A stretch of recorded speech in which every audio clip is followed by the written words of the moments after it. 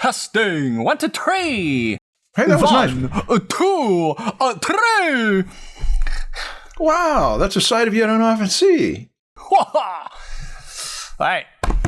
What's up, Marshall? Fatherhood is bringing out the best in you. Thanks. How do you define dad humor? Bad puns? And why is it not just called bad puns instead of dad humor? I don't know. I didn't come up with the name. It was a number of years ago that somebody told me they liked dad humor, and I'd never heard the term before. I guess when you have a young child and you try to be funny with the child, you can't tell good jokes, intellectual jokes. Like, you gotta just tell like really stupid jokes, and then you just get into that habit. Yes. And then all your jokes become targeted towards a 2-year-old. Yeah, as soon as you go out into the outside world that does not love you like your small child does. Yeah. It just, you didn't make the grade. Yeah, my son right now, his only joke is just adding poo-poo to the end of everything. Yeah, I know. I found this out as an uncle, that if you are prepared for the family gathering with every word that rhymes with poop for a song that you know what your punchlines are, you are the bringer of the highest forms of hilarity. Yeah. I came home the other day, and Melissa's like, he literally said poo-poo like 122 times today. Yeah. Every sentence ends with poo-poo. Anything Melissa says to him, he'll repeat it and add the word poo-poo to it. He's learned how to be funny. like, Cooper, it's time for lunch. Like, and then he's like, Cooper, it's time for poo-poo. It's like, he does not know that the joke is him. Yeah.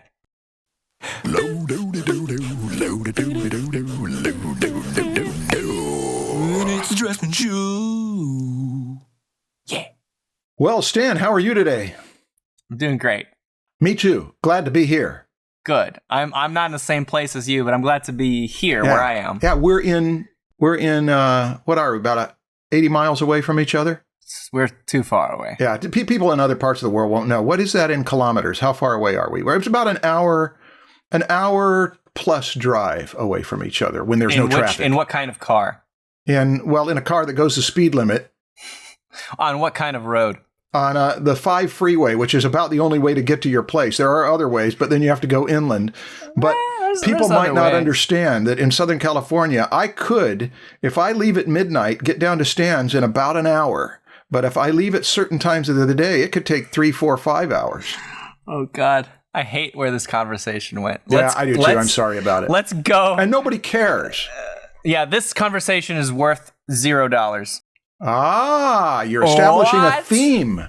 Yes. We're going to be talking about pricing today. We've gotten several questions, and somehow the past few episodes, we've gotten on the topic of pricing artwork in some way. And so we're going to just do a whole episode on pricing artwork. Okay. Pricing, which would also include negotiating? Sure, if that's where you want to take it. Well, I don't know. I'm not a good negotiator. You know, Chris Voss has a whole masterclass on negotiation, and he's a guy who negotiates for hostages. So it's like life and death stuff. So he probably has something to say that will bring more value to the conversation than we can bring. Yeah, I've never had to negotiate prices in my art.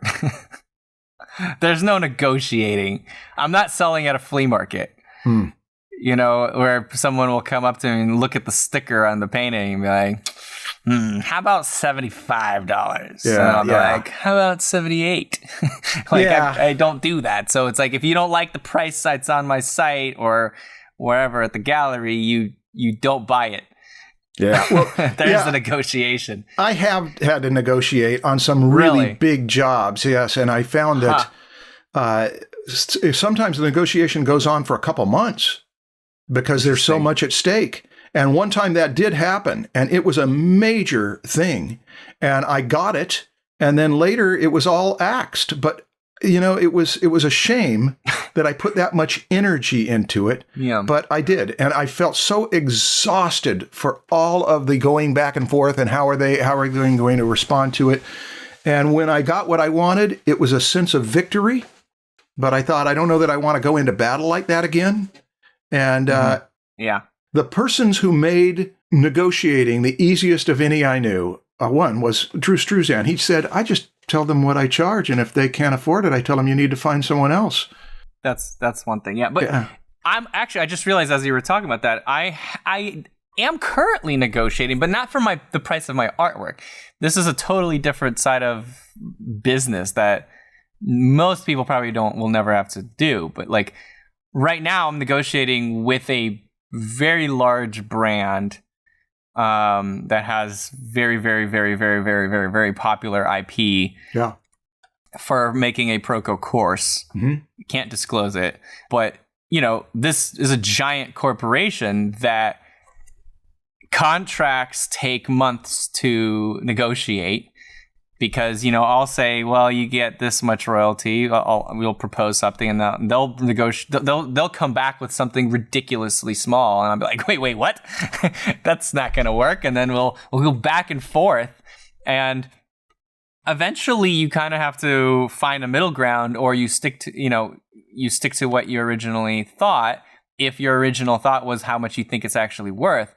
But you got to start weighing the cost benefit there, seeing like, okay, I might be getting paid less than what I wanted, or I'm paying them more royalty than I wanted, but I'm getting more than just this thing that's in the contract. There's also other benefits to doing this with them, and you start weighing all these things and deciding if it's still worth it or not. And if it's not, you just say no. Mm-hmm. You just got to make those decisions. Yeah.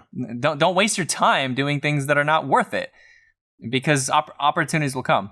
There's usage rights and time, the amount of time that something can be used, and all sorts of other complexities in it. Yeah, the contract we're doing now, it's like a 50-page contract, and it's very dense. But there is, parts of it are related to cost and stuff. So there is negotiation there. But as far as negotiating the price of my paintings, I've never done that. Yeah, I've always just said, you don't want it, to don't buy it. Like, yeah. It's usually usage rights and ownership of what you can do with it afterward that the complexities happen. Yeah. You ever seen the movie Network? 1976. Network. No. It's a movie I've seen many times. There's a wonderful scene in there, a negotiating scene that takes place in somebody's house over TV rights. But anyway, it's, to me, what can happen in a negotiating meeting where somebody has to fire a gun. You can blow the Seminole prisoner class infrastructure out your ass! I'm not knocking down my goddamn distribution charges! Man, give her the fucking overhead clause. Okay. I've never seen it, so I can't comment. Well, I don't. Some of us aren't fans of the process. Yeah. The only person I know who is a fan of the process is an artist that I know, William Stout, who told me decades ago, I like negotiating. It's an art form. And he sees it that way. It is. And does it that way. And so to him, it is very much something he wants to be involved in. Okay, cool. Most artists simply get agents, or they used to get agents and reps to do the negotiating and selling for them. Mm-hmm. And when we wanted agents and reps in 1984 or 85 at that Drew Struzan workshop, my buddy and I were the only two in that group of professional illustrators that did not have reps, as I recall. And that week with Drew was so much a wine festival, a WHINE festival, about the problems they had with reps, that it sort of cured me of the desire to have a rep. I had a few reps over the years, and they make money and they earn their money by doing all of that stuff. And if they are given a percentage, then that means they have an incentive to get more money for you. Yeah. I don't know. Are artists still using reps? This is how long ago that was. I used the rep when I was trying to get into the gallery scene. I had a rep, but this was more of an agent. I don't know what the difference is, but she was a friend of she was the mom of my high school friend. Mm-hmm. She happened to be an art agent, and she was very nice. She actually cared about me because I was best friends with her son. Uh-huh.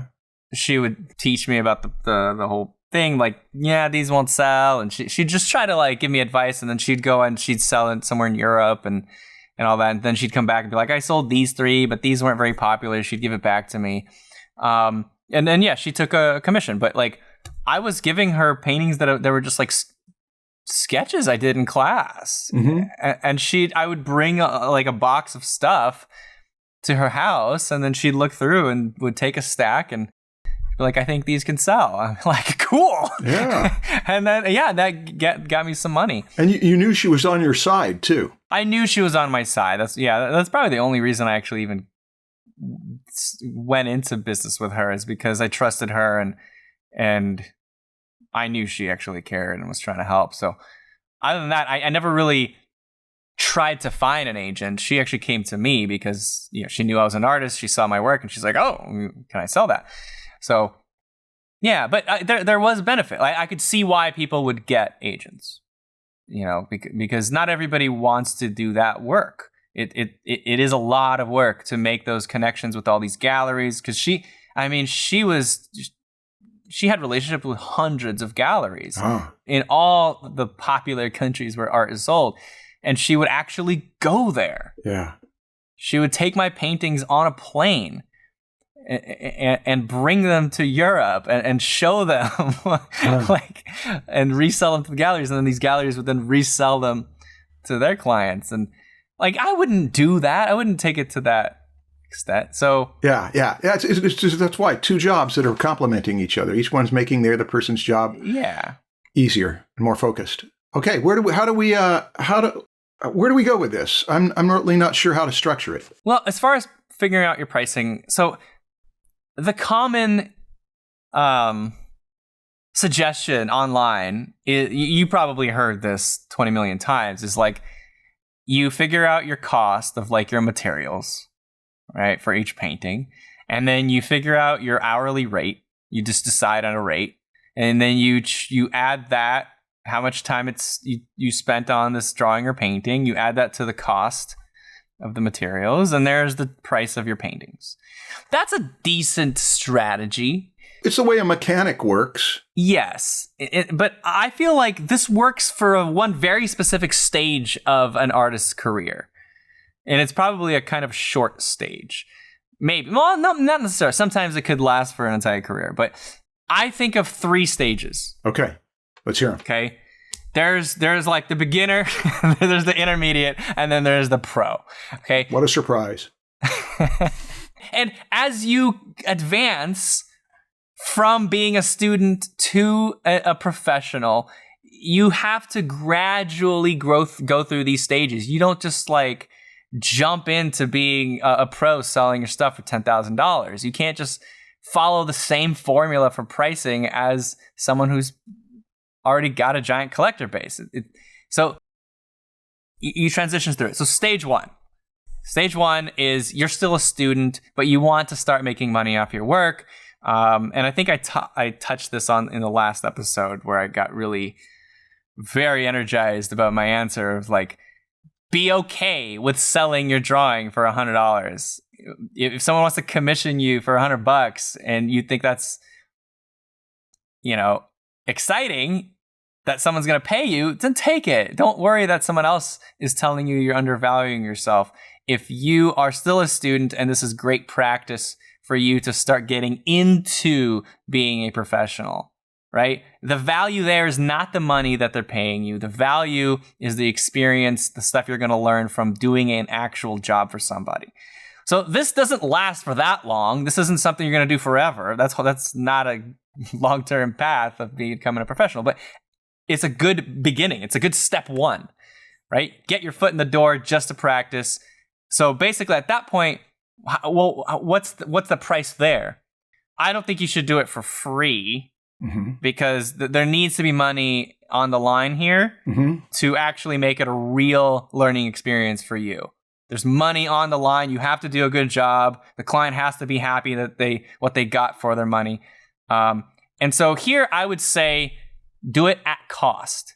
Which means you don't need to make much of a profit. No, basically it was the formula that I just mentioned that you read online all the time, but subtract the hourly wage from it.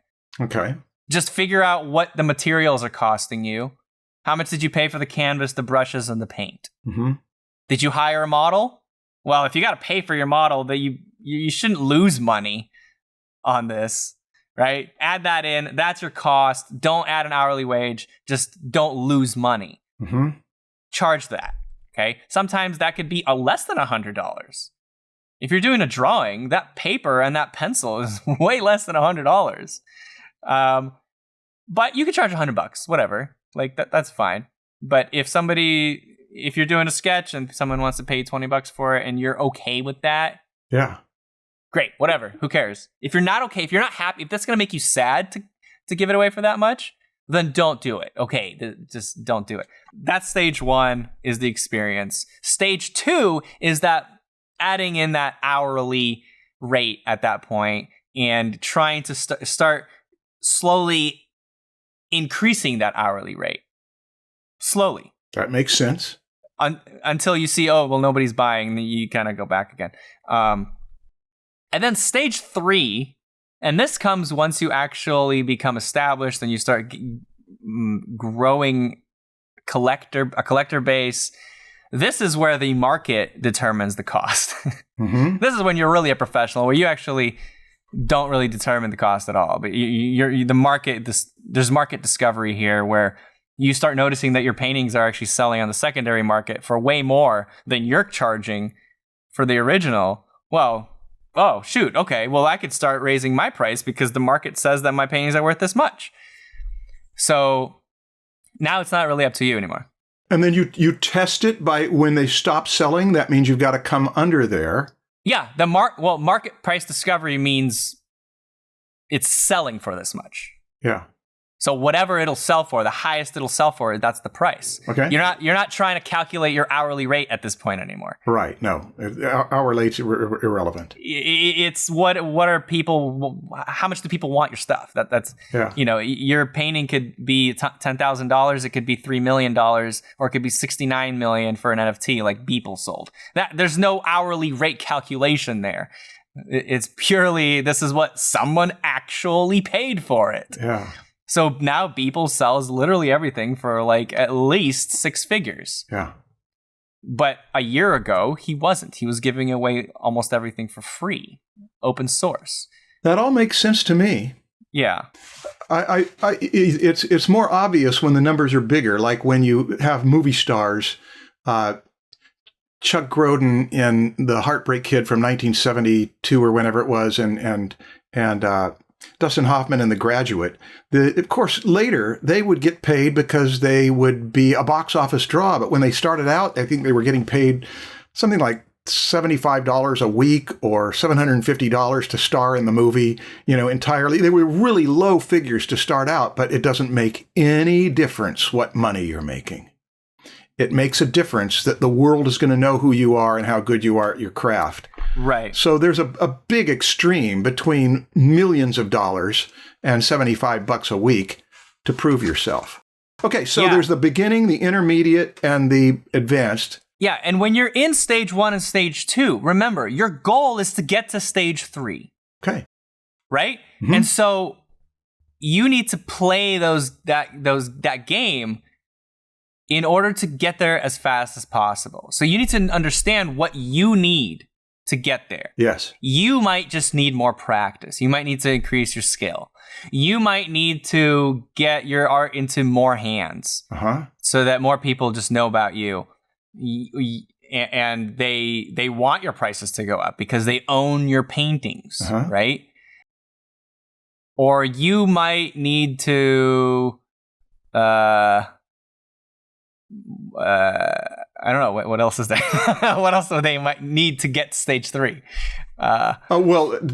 Get more popular. It's just demand. Yeah, it's just that people now know your work, and so you can negotiate. Yeah, you can charge more, and people will pay it. it's not bad to have a bunch of people that started out getting your product for very cheap. No, it's good. It's good, especially if your product is something that can be resold. It's an appreciating asset. Yeah. Right? Yeah.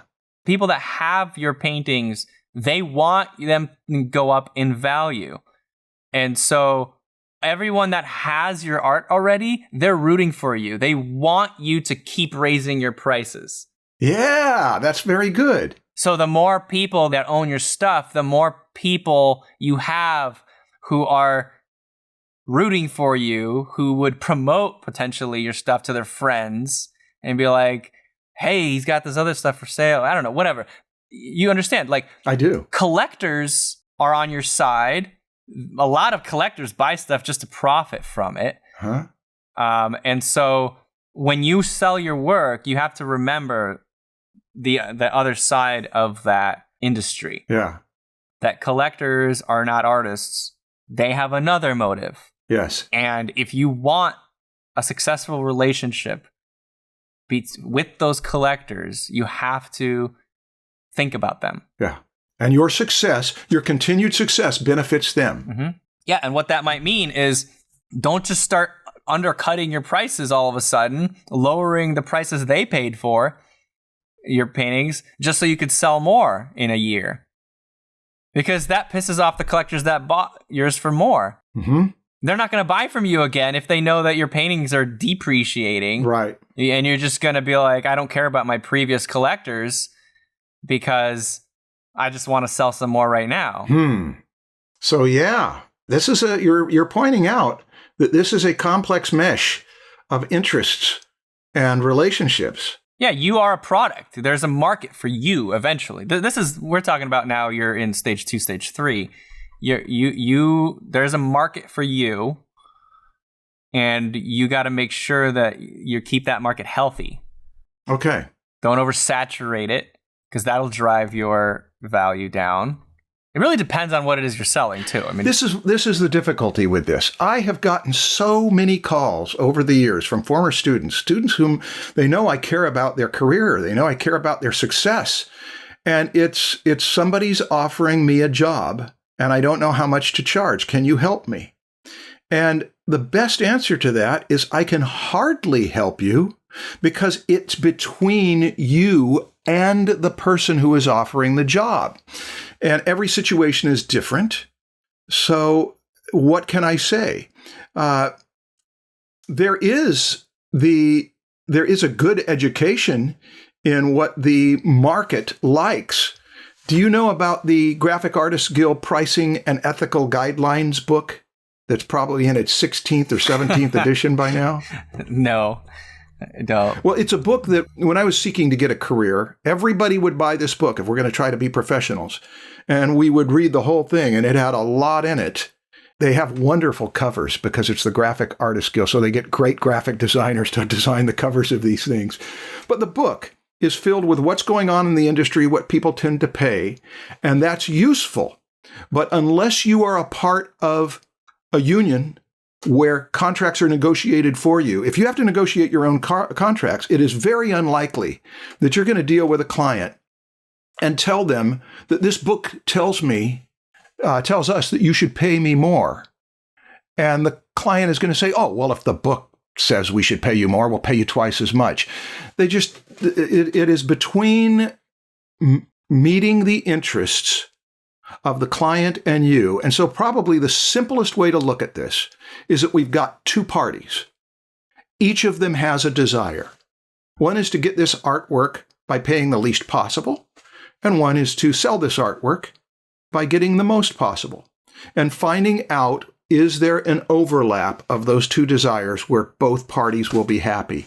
And that takes conversation sometimes, and I think most beginners do not want to have the conversation because they are so fearful in a relationship of what if I ask too much and I lose the relationship and lose the job altogether? Oh, I don't want to lose that. And so they don't even bother with it.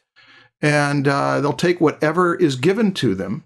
And like you said, at the beginning, that's not necessarily bad if you're getting the experience you want, a good friend of mine became a marvelous concept artist because a company would pay him $100 per concept sketch for these pirates. And he did hundreds of these things for $100 a piece, which was not really that profitable until he got fast at them and good at them. But it's what's better, to get paid $100 per concept sketch that the company owns it all, or to pay a school where you're paying them so that they can assign for you to do this. Right. So being exploited at the early stage. Hey, I have a personal story about it. Okay. Should I? Well, you just brought it up. Now you're going to tell it. No, this is actually something with me. In the 80s, my friend and I were looking at comedy albums that had these funny faces, the characters in the comedy troupe with these funny faces. We got an idea to take pictures of our own faces because we felt like our faces were at least as good as theirs. And when we got them back, I remembered that when we were kids, we had these bubblegum cards that you would take the queen's face and a gorilla's face and you'd combine them so that the top part of one face and the bottom part of another face would make a new and interesting combination. I said, why don't we do that? This was way before digital. So I got a contact sheet, sliced these things up. We made combinations, laughed ourselves silly, spent a small fortune on getting these things printed as little promo pieces, sent them out to the ad agencies I'd worked for, and they loved them, but nobody hired me to do that stuff. Okay. And then, in early 90s, I had sent them to Mad Magazine a few times, and Nick Meglin called me, and he said, Marshall, we've been looking for you. And they hired me to do these little resume cards. And the amount they paid was so low that there was only one reason to do it, and it was to be in Mad Magazine. They had to be done in a dark room. They were actually painted with acrylic paint and colored pencils on top of photographs, which I was used to doing that because I was a photo retoucher. And then I did their first digital job for them, too. And these jobs cost me, in paying my photographer and the darkroom work and buying SciQuest cartridges when it became digital, they cost me more than what Mad paid me. And they owned the images completely. So you did it under cost. Under cost, yeah. Oh. Yeah. That's even stage 0 right there, Marshall. But it was not a mistake. Yeah. Because I got to be in Mad Magazine a total of about 9 times over that decade. Well, that's what I mean, is that sometimes a job gives you more value than just the money. Which in that case was exposure. It's exposure. Yeah. But when somebody comes to you and says, we'll pay you an exposure, and you're in already stage 2, let's say, that's bullshit. Well, unless it's not. I started to turn down those jobs where people would say, well, we've got this much money. And I'd say that isn't enough money. Yeah. Because now they were coming to me and asking for it. And I turned down a lot of them because those things were a lot of work. And there's no point in doing them for a client where you're going to get less exposure. Right. And you're not going to get money. Yeah. And by the way, some of them paid later when Allergan hired me to do one for a contact lens. Disgusted woman putting a contact lens in. It paid a lot of money. So it was, having worked for MAD, opened up doors.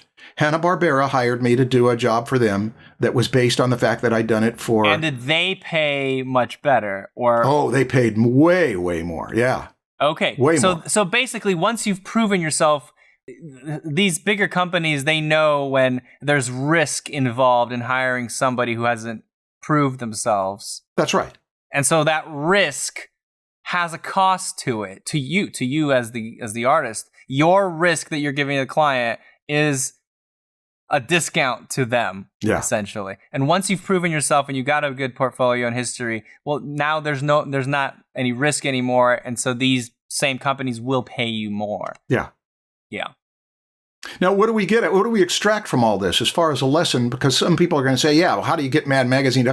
I did those jobs for the fun of it with a friend. I sent them around to ad agencies hoping somebody would hire me. They loved them, but they never hired me. Well, they did hire me later to do it, but only after I did. When I did them for Mad Magazine, you wouldn't believe how many art directors in Orange County, and there were a couple of them in particular who were big fans of Mad since their childhood. And so they were bragging about me. Marshall's been in Mad Magazine. Oh, yeah, I bought the issue to show my family. So that was publicity. Yeah. But it was totally for fun first.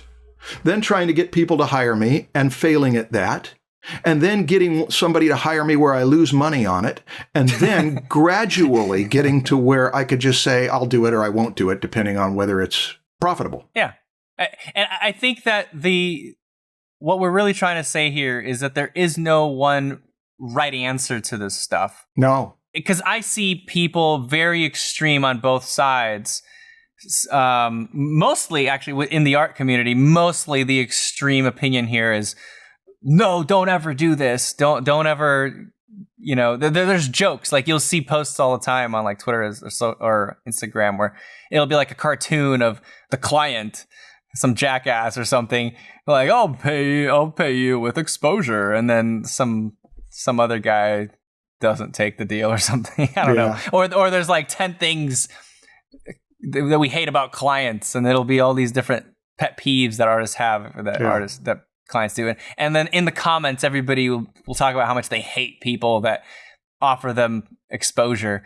And it's like, yeah, you gotta be wary. You gotta be wary of that. Obviously you don't just take that all the time, but it's not always bad. Yeah. It's not black and white. That's right. There's an attitude toward whining. When you listen to people whine, is to learn from it. And the thing about making fun of people who will hire you for exposure only, they're right. There are exploiters everywhere. Yeah. But at the same time, you can kick into an opposite kind of thinking of, if they won't do it, maybe this is my way to get exposure, is that I am willing to do it. I don't know that just excoriating it only chops it out, rather than seeing, is there a way for, it's the secret to every relationship. It is mutual benefit. Yeah. When you are looking for both parties being happy enough with what they're getting, that's a healthy relationship.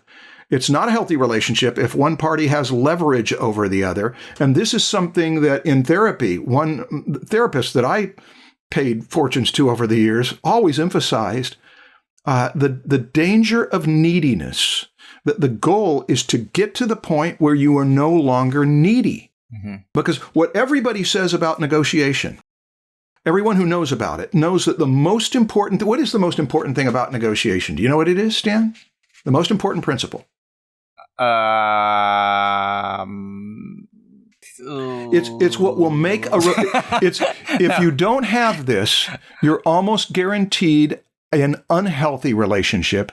And if you do have it, there is the great possibility of a healthy relationship. And it is the... I'll pause, okay. Respect? No. That's too abstract. That can't be put in front of a camera and proven. You can be faking respect. So it's more negative. It sounds more negative than that, but it's actually very positive. Confidence? No, because that's too abstract. A person can still too abstract. Yeah, it's something that could be put in front of a camera it's referred to metaphorically, but it's. I'll just tell you. Okay. It's the ability to walk away. Oh, okay. It's the ability to walk away and not feel like you've lost.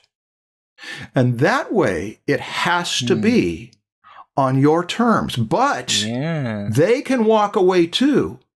So it has to be on their terms.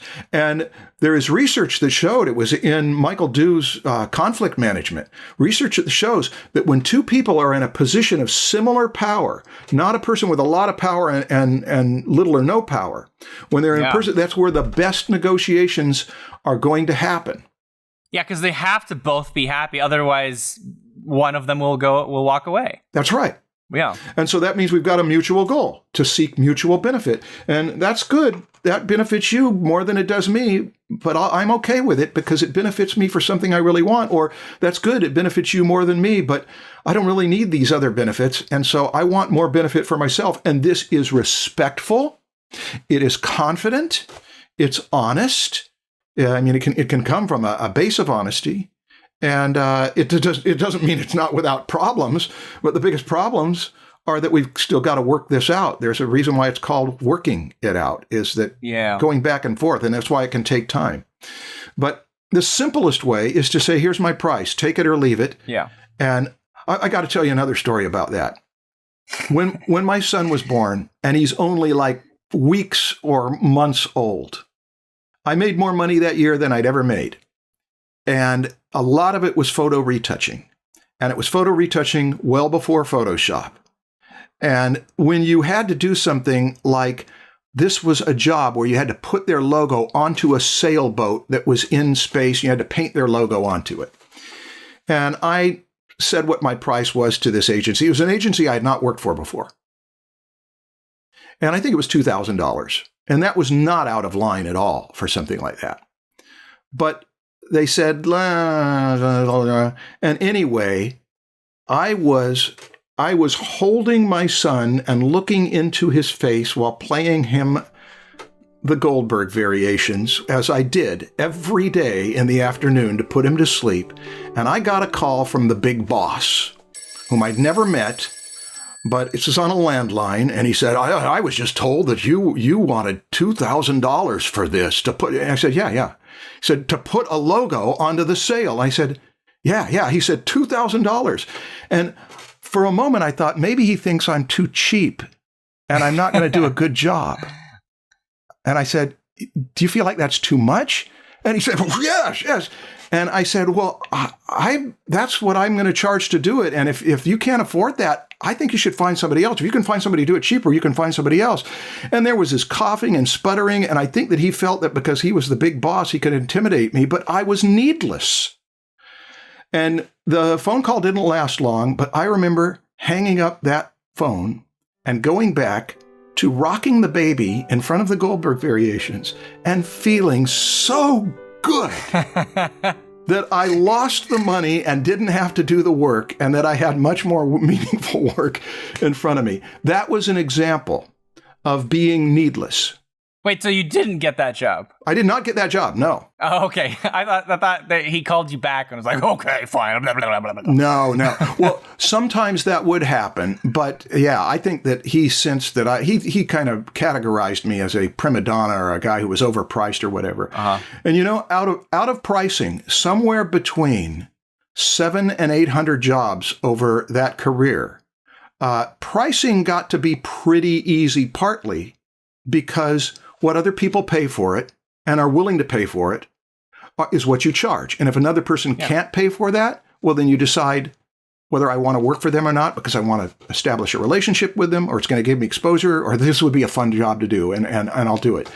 But pricing can become easy when the work is coming in regularly. But that's exactly what the therapist was referring to as being needless. Your work is provided for. You're not desperate, so you're not easily exploited. Yeah. Okay. Is there anything else you want to say before we move on to the next segment? Tell me what the next segment is. The next segment is me purchasing your sketches. Remember? No. Let's wait. We got a couple other things. Okay. What else do you want to talk about? If there's two things with negotiating, there's money, but there's also terms. How long does this take to do? What am I selling? What rights am I selling? Mm-hmm. Terms are more complicated than money. Yes.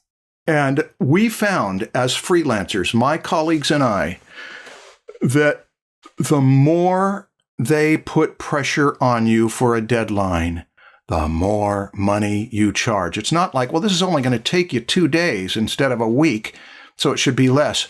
Absolutely the other way around. And we found that out through pain and serious body damage. Yeah. More like, this is going to cost you 2 nights of sleep. Right. Thus, you have to pay me for those 2 nights of sleep that I'm going to lose because I'm stressed that I'm going to sleep at 5 a.m. trying to. Yeah. That's a much higher price.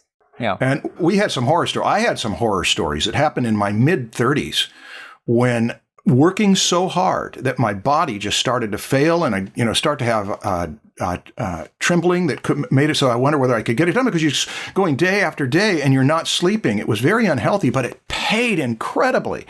And so here's what we learned: to let them know that it costs this much money and it takes 1 week. Mm-hmm. And then sometimes the week would be a really rough week and you'd turn it in, and then 2 days later, at the end of at the beginning of the next week, we've got some changes. Well, wait, I thought you said you had a deadline of 1 week.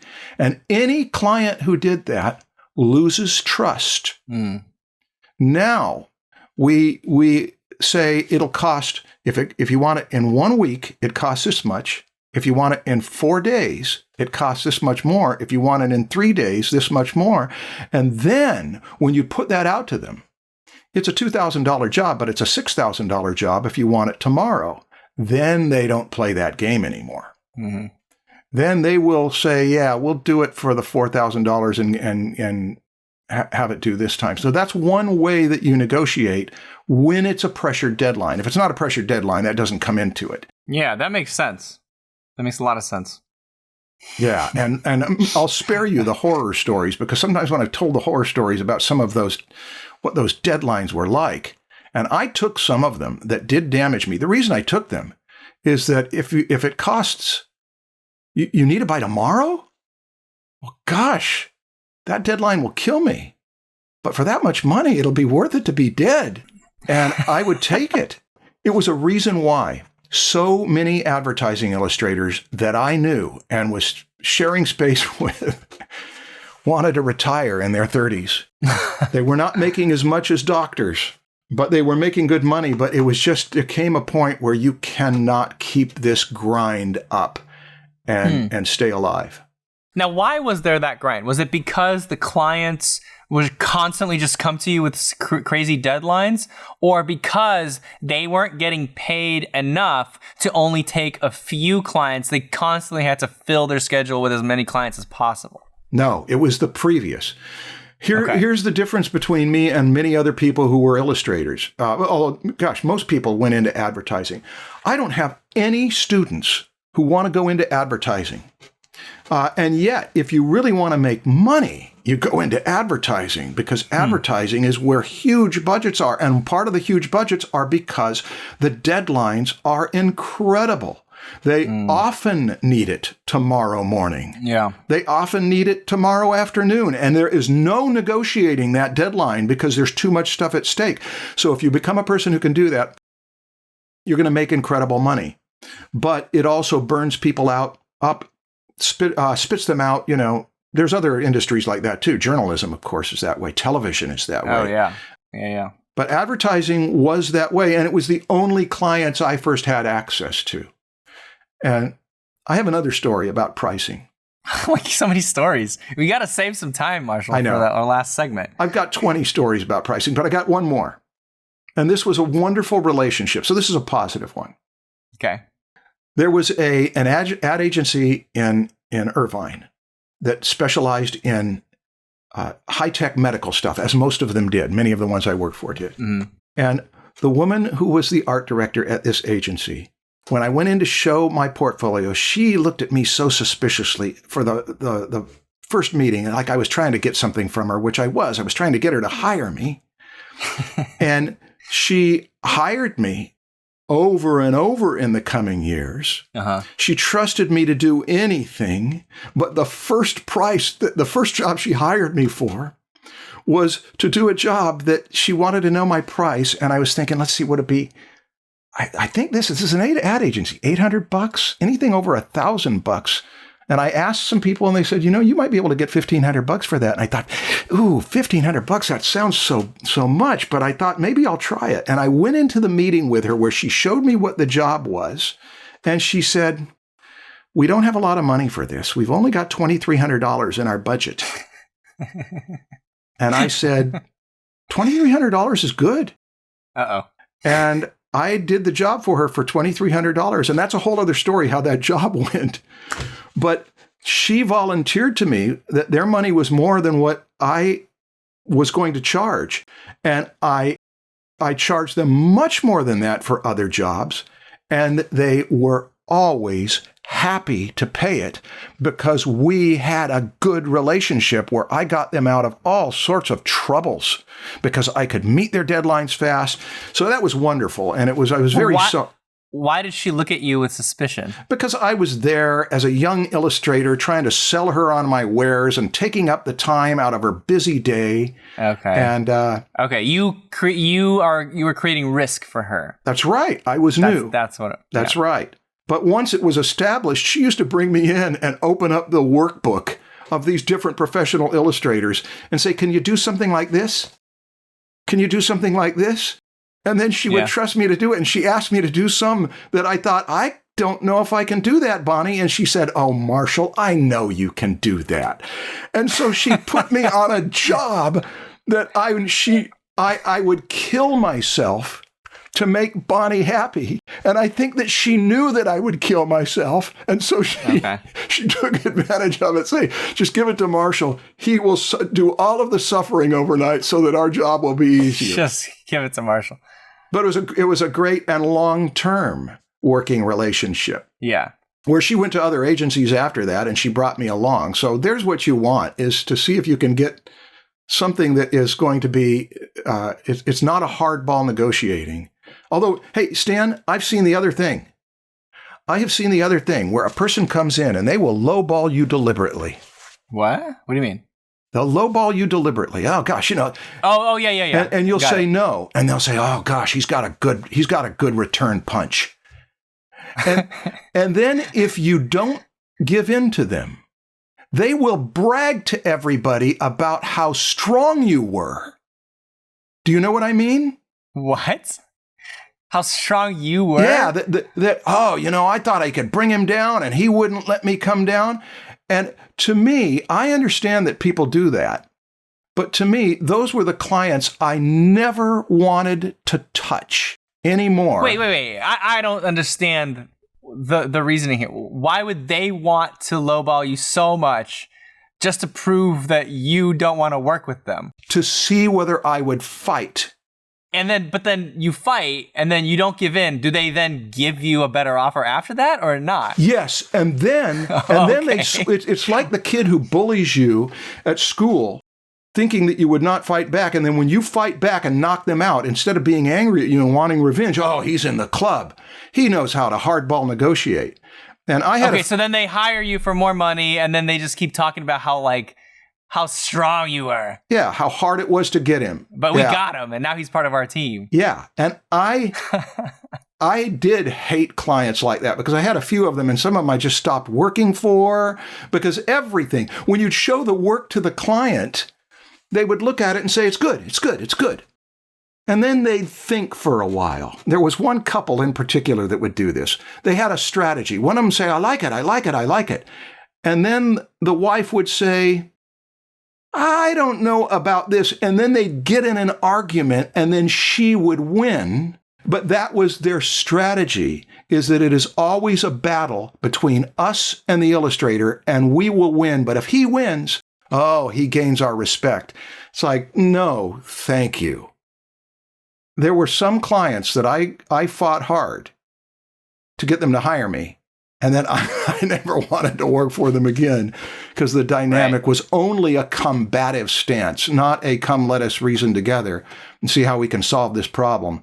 It was, okay, good. He's here again. Let's throw him a punch and see if he'll punch back. It's too exhausting. Yeah, that brings up another part of, so this is another thing you have to factor into the price is like how much stress are they going to cause you? How happy are you to work with these people? How revisions. Sure, revisions are one thing. I mean, maybe just talking to them is just miserable because they're so mean. Like that's another thing you factor into the cost. Yeah. If somebody's going to pay you $10,000 for something that you wanted $1,000 for, it still might not be worth it. Oh, because you're so miserable working with this douchebag.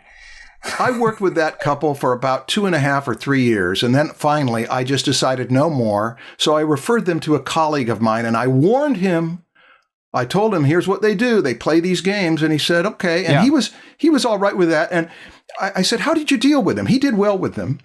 And I said, how do you deal with him? He said, I just come in and give him a price that's about 50% more than I really want. And then I let them feel like they won. And I thought, that's game playing. He said, yeah, but it works. Yeah. Anyway, now we're not talking about negotiating jobs anymore. Now we're talking about gaining a client that you don't want, which we have stories about clients we loved and clients we didn't. Well, it is part of negotiation because that's part of the price. When you decide if you want to go with a lower price, you have to factor in all these other things. Yeah. Like, am I going to get exposure? Will this lead to a higher price in the future? Yeah. Will this, if I'm a student, will this lead to me getting better? Yeah. If I like to enjoy my job, will this lead to me enjoying my job? Yeah. There's all these things you have to consider when factoring in when considering the price. So yeah, and also yeah. A handful of those art directors, out of 100, there was a handful of them, Bonnie and Doug and Bruce. Bruce was even on our podcast briefly, and David Fong. They would want to make sure that I had enough money, and they were so good to work with that I would work for them for anything. And I mean, if it was free, but it was a pro bono work and maybe there'll be some benefit, I would, because I wanted those relationships. Whereas there's other ones that if they were to contact me, it's like, whoa, don't forget that you're going to have recovery from this. And so you need some money for your retirement so that you can rest from what a workout they'll be. Yeah. So yeah, that is part of what you negotiate. Do you like working with this person or not? I would much, much rather work for less money, if it's enough money, and keep good, enjoyable working relationships that are fun than the other way around, because so much of life is work. I really want to buy that sketch from you, those two sketches from you. Okay. Let's negotiate. So we both are in the position where we can both walk away. Yeah. So that's the thing you were saying was like the best, right? Yeah.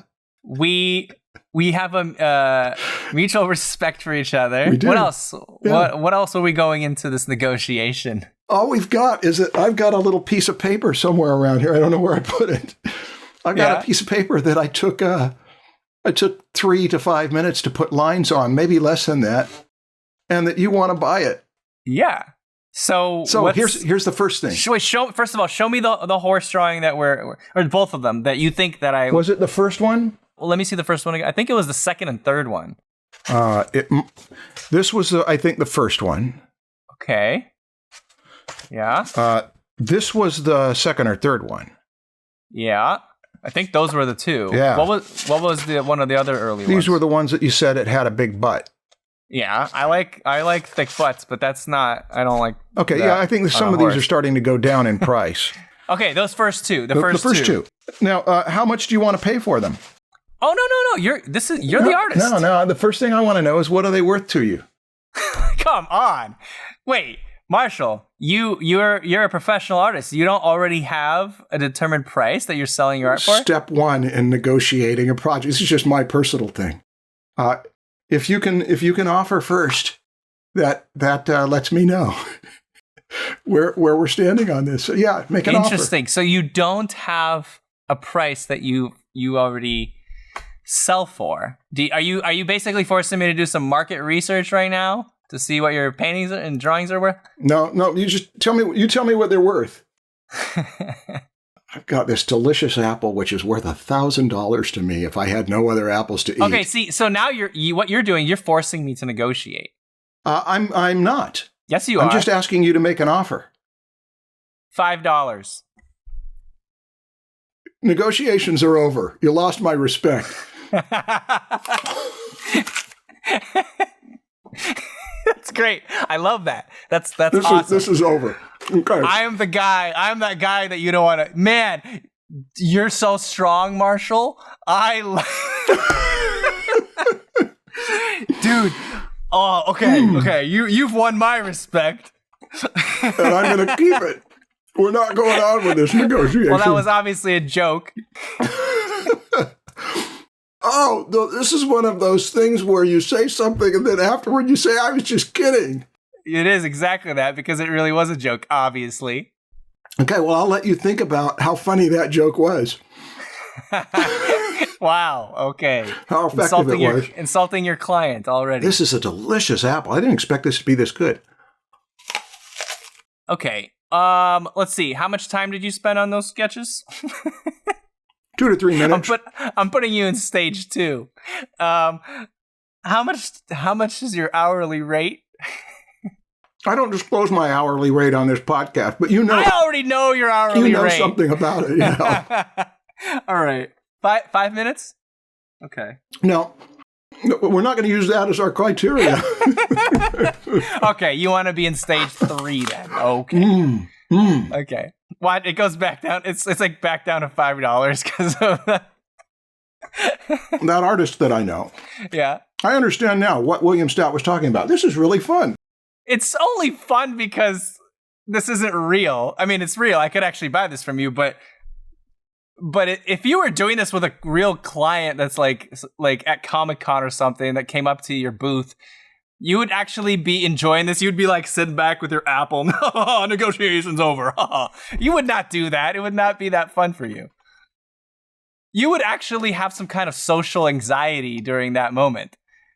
No? No, not on this, because I don't care to sell any of these. I have sold, the only originals I have sold have been to the ones. I know. Yeah. I know you don't care, but Yeah. you're comfortable laughing at me Mm-hmm.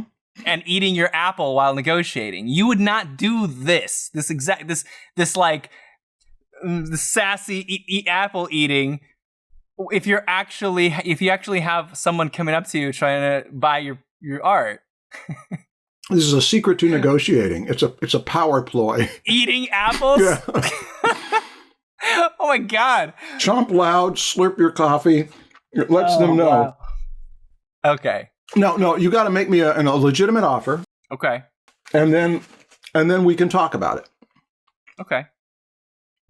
Let's see. And this is for both. Okay, yeah. Yeah, this can be for one or both, but yeah. No, I want to buy both of them. I'll say both. Yeah, that makes a difference in what I'm willing to do with it. Okay. Okay, I'm going to base this off of... I don't know what your prices are. I don't know what this could resell for. Okay. I don't either, because I never do this. Oh, what? What do you mean? You don't sell your art? I haven't sold my original art in a long time. And for the ad agencies, I didn't sell the original art usually. Okay. Sometimes they would conveniently lose it so that I could never get it back. Yeah. Okay, but well then you'd have to consider, okay, let's say somebody came to me and said, I want you to do 2 5-minute sketches of some horses. And we're going to put them in like some sketch catalog, whatever. We're going to put it on our podcast. We're going to give you exposure. It's called Draftsmen. And you say, oh, okay, cool. 2 5-minute sketches. You'd have a rate for that. No? No. Jesus. Wow, this is interesting. Okay. I'm going to give you $500 for both of those. $500 is moving in the direction that I was hoping you would move in. Okay, well, it's obviously more than $5. Yeah. That was a serious offer. That's a serious offer. That's a serious. I'm actually comparing it to other sketches I've purchased from people. Okay, let me think about it. So, because you give me nothing to work with here. You're just forcing me to compare it with other stuff I've purchased. $500 was a move in the right direction. Okay. But let's go from here to, what am I selling you? Am I selling you the original work of art plus rights, or am I only selling you those pieces of paper? You're selling me those pieces of paper. I cannot do anything with it except display this art. I mean, I could take a photograph of it and post it on my Instagram and say, hey, I bought this thing from Marshall. Okay. I'm not selling it, though. I'm not selling the Instagram post as an NFT or something like that. Okay. Although maybe I could. No, I probably can't. I'm using your art to sell my own thing. No, I'm just buying this to hang it up on my wall. Okay. Well, then this is an easy negotiation. Yeah, I know it is, because you're going to say yes. But we're talking about for both of them, though, right? Yeah. So that's only $250 a piece. Yeah, but this isn't like this is not the same thing as what you would do for your ad agencies where they now put it in their product. It's promoting their thing and they're getting sales from it. You're increasing the value of something else for them.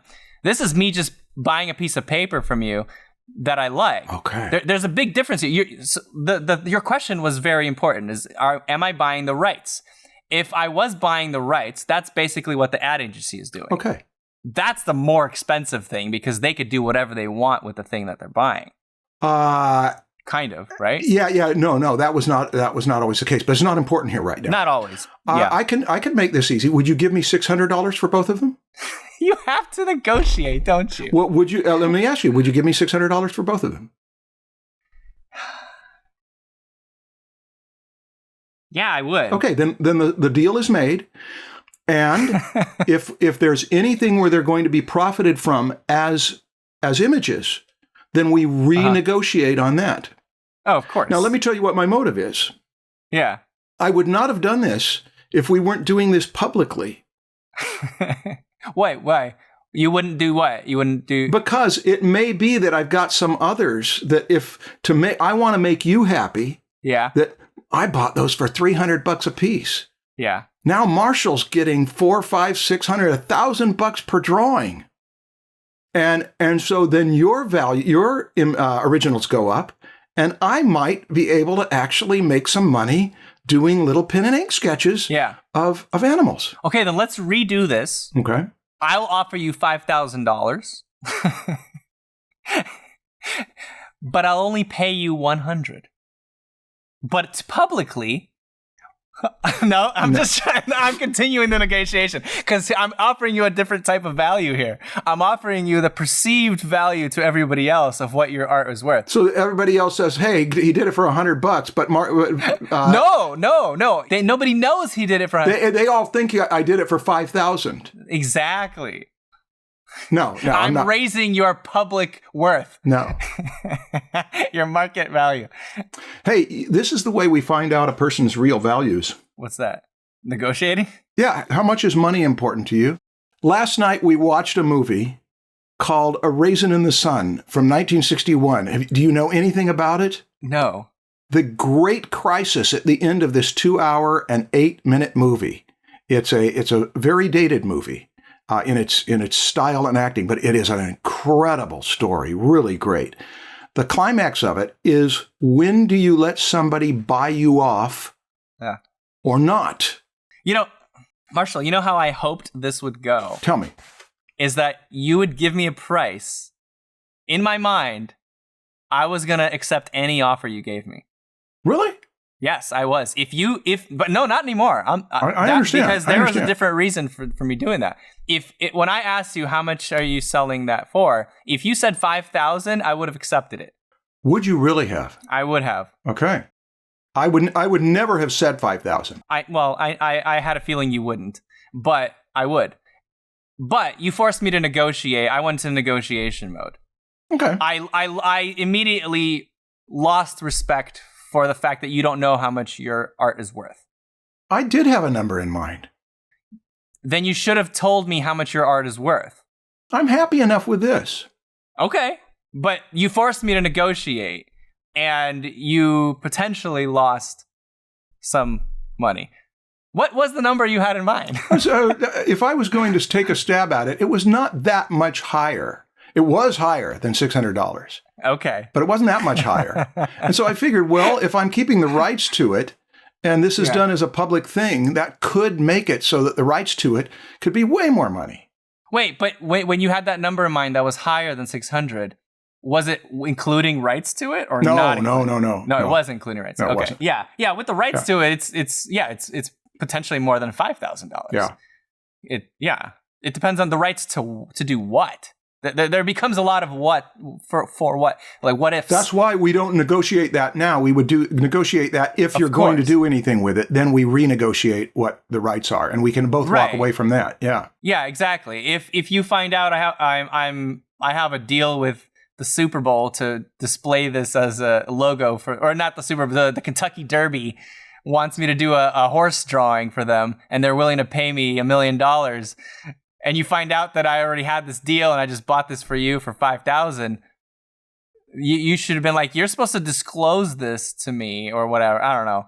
But well, there's another thing that I did disclose to you before we negotiated. What's that? Which is that I did these from photographs, and I don't even know what photographs I did them from. Yeah. So, there may be a photographer's claim on the reproduction of these. Well, that's potentially, but you're not showing the photograph. Your reproduction is different enough, I believe, that if they sued you, you would probably win in court. But well, the word "probably" is what probably you still could get sued for sure. But my suspicion is that if somebody sued you for that sketch that you did, that specific one, it's different enough that you would win that. In my opinion, I'm not a lawyer, but yeah, that's just it. Is that would be something that a judge a court would decide. Yes. I mean, if you reproduce it, and it's almost like a photorealistic portrait of someone's photograph. Like, you're not interpreting it. You're not saying anything about it. It looks almost exactly like the photo. It's, that's not enough. I don't know. Do you remember the issue with Obama, the portrait of Obama the portrait of Obama that the illustrator claimed he did not do from a photograph, but he did do from a photograph? Does that sound familiar? Very vaguely, I remember that, but I don't know how that ended up or anything. I don't know any details about that. Well, he was wrong. Yeah. And the photographer was right. Yeah, but there's so much around that. It's not that, this one Obama case proves that this horse case would mean that the photographer would win. There's too many factors to determine if you're breaking copyright or not. That's why it depends. It is the judge that has to decide that. There's too many factors, and they're all like opinion kind of. Yeah. So here we are, two guys ignorant of copyright law. Yeah. Negotiating for something. Yeah. Well, but you're not selling me the rights. We're not negotiating that. It's a bit like two kids negotiating in the front yard with their neighbors for selling the family car to their friends. Where do we go from here? Well, I send you a check and you send me your drawing. Oh, okay. Yeah. Can you, by the way, include a few paragraphs of what you were thinking about while you were drawing that? No. What is going on in the horse's mind? What did the horse eat for breakfast that day, please? A purpose statement.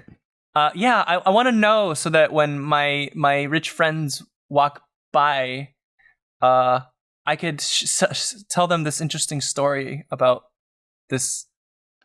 No, I can't do that. That'll cost at least $1,000, probably closer to $5,000. No, I think that you had other things to say, and I feel like we got so off track with what we were advising about pricing because we wanted to play this. What do we do next? Oh, I think we're done with this episode. No, I think we left some things out. You had some other stuff. What? This is way too long. What else did I have? Wait, what do you mean? What else did I have? I want to give some advice that an attorney friend of mine gave me about negotiating. What's that? Most students who are asking how much should I charge underprice themselves. Most beginners underprice themselves. Very few people overprice themselves. I think out of all of those jobs I did, I only overpriced 7 or 8 jobs where I lost the job because I was too expensive. And as I mentioned, some of it was enjoyable.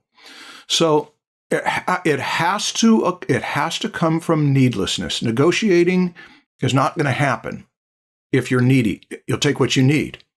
So it's a matter of wants as opposed to needs. And money is one thing, terms are another. And if there is not enough money in the budget from your client, they just can't afford you. Sometimes there are other things you can negotiate with, which are usage rights. The jobs I did for Imagine Effects did not pay much, but we co-owned the rights. And they made a lot of money as went on by reprinting those. I didn't make a lot of money after that, but I did use those images again in the Nomen DVD. So it's not just money that you negotiate with. It's also other terms. Right. And so usage rights, which can be profitable later. Stan, I didn't tell some of the most important stories. I worked with a team of friends to do a steamroller for an ad agency that did not have much money. It was actually $2,300, but it was a grueling, difficult job. But I licensed that thing for $8,000 and $15,000 later, and it, without any extra work, because it was just licensing it for Comedy Central, for Variety magazine. There were usage rights that were way more valuable than the work it took to do it. So that is why, watch Hail Caesar, and you'll see an example of a character who decides to take the flat fee that will give you this much money now, and you won't get the percentage, because he needed the money now. And if he had taken the percentage, he would have become rich, because that particular song, which was based on a real song from that time, went ballistic. You just never know. I've how in my early days I was involved in a lot of different like startups and ideas and stuff, and there was one group that they offered me and I was supposed to design their website. They're like, yeah, so we're starting this new company, but you could have this percentage of the company, or we could pay you $1,000. And I was like, I'll take the $1,000. And you got to just weigh the likelihood that this is. You just got to trust your gut. That's right. It's a bet. In this case, I was right. They didn't end up growing that company to do anything. They just, it failed. Yeah. So but I kept $1,000. So, but like that might have ended up being a huge company worth $1 billion, and I would have been pissed off at myself. You never know. But you never know. You got to go with a decision and be okay with it. Either you have to ask yourself those in both situations, what's the risk? What am I risking? And if either one happens and I take the other one, how much will that affect me? How mad will I be? If you feel like if it goes to $1 billion company, your mental health will suffer so much that it's not worth to take the $1,000, then take the percentage, because you're risking like your mental health in losing being part of that $1 billion company. But I have seen both happen.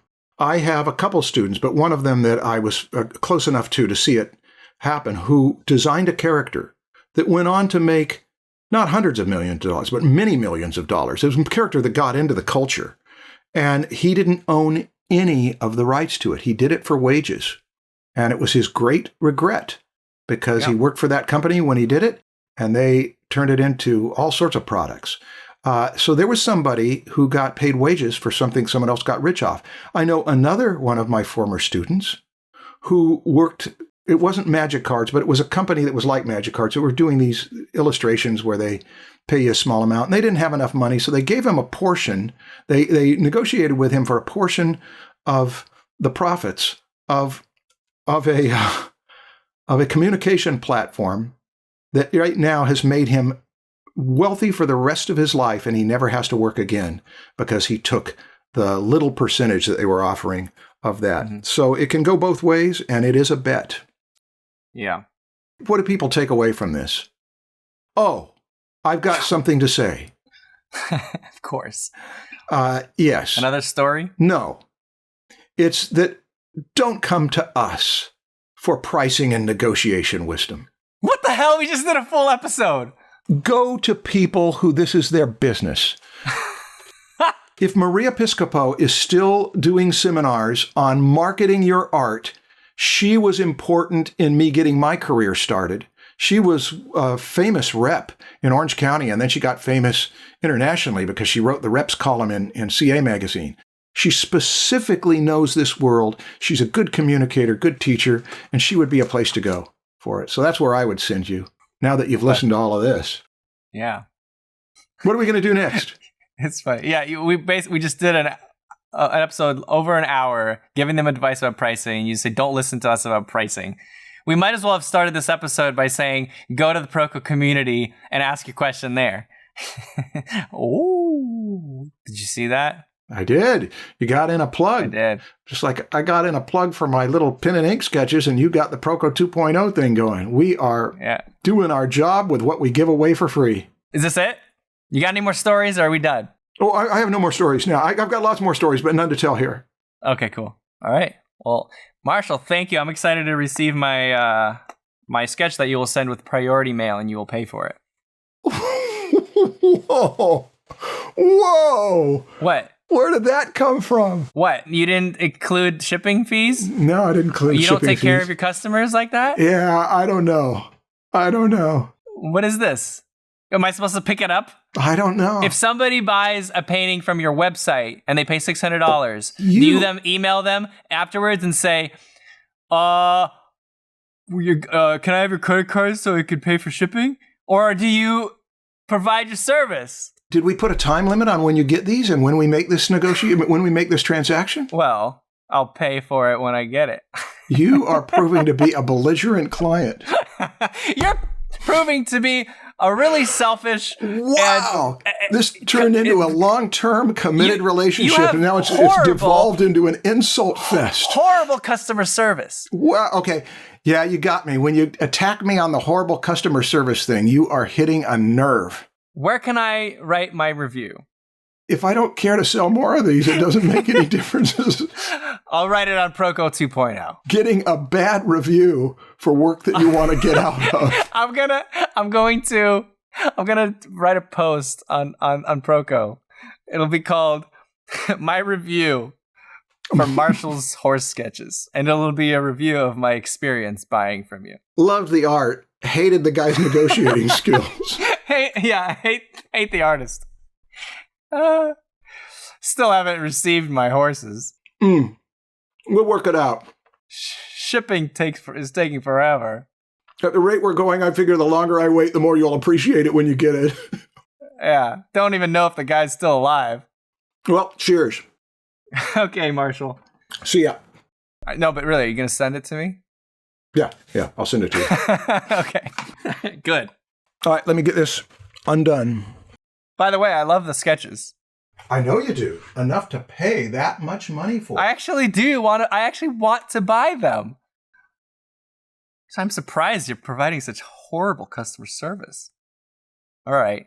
Bye, everybody. This is the most difficult time I've ever had buying someone's art. Zoom, zoom now and then. They say that all of the happiest men all got rhythm. In which case, slap that bass.